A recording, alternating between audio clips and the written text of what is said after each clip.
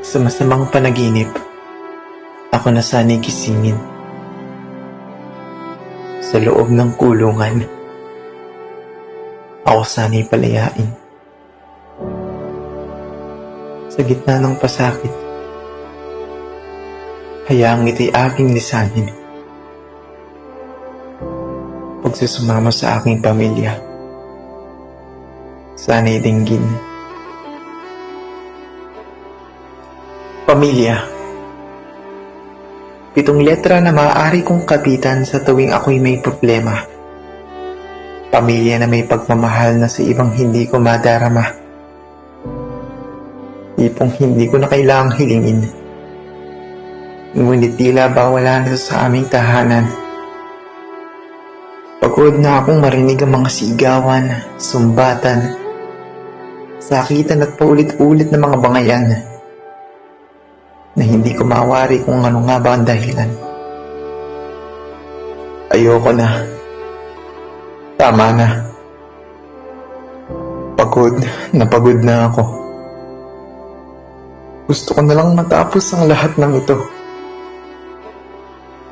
Ito ba ang kanilang paraan upang iparamdam na wala na ang kanilang pagmamahalan? Kasiyahan nga ba o kalungkutan? Buhay ba o kamatayan? Kamatayan nga ba ang sagot sa mga pasakit, hapdi at kirot? Ito ba ang kanilang paraan upang bumitaw ako? Ito ba ang kanilang ninanais? Buhay na kay gandang pagmasdan, bakit kailangang hukasan?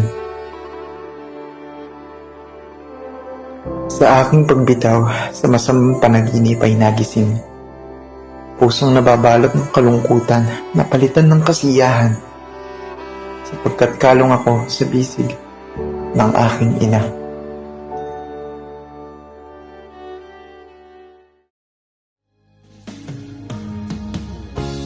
Isip mo'y litong-lito sa mga panahong nais mong malimot. Bakit bang bumabalakid ay ang iyong mundo ginagalawan? Ang buhay ay sadyang ganyan, suliran hindi mapigilan. Itanim mo lang sa iyong pusong kaya mo yan. Pagkabigo talin lang ang gumugulo sa isipan. Mga pagsubok lamang yan, huwag mong itigil ang laban. Huwag mong isuko at iyong labanan.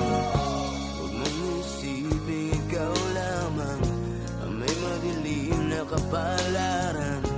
Ika'y hindi tatalikuran ng ating Ama na siyang lumikha. Hindi lang ikaw ang nagdurusa at hindi lang ikaw ang lumuluha. Pasakit mo'y may katapusan, kaya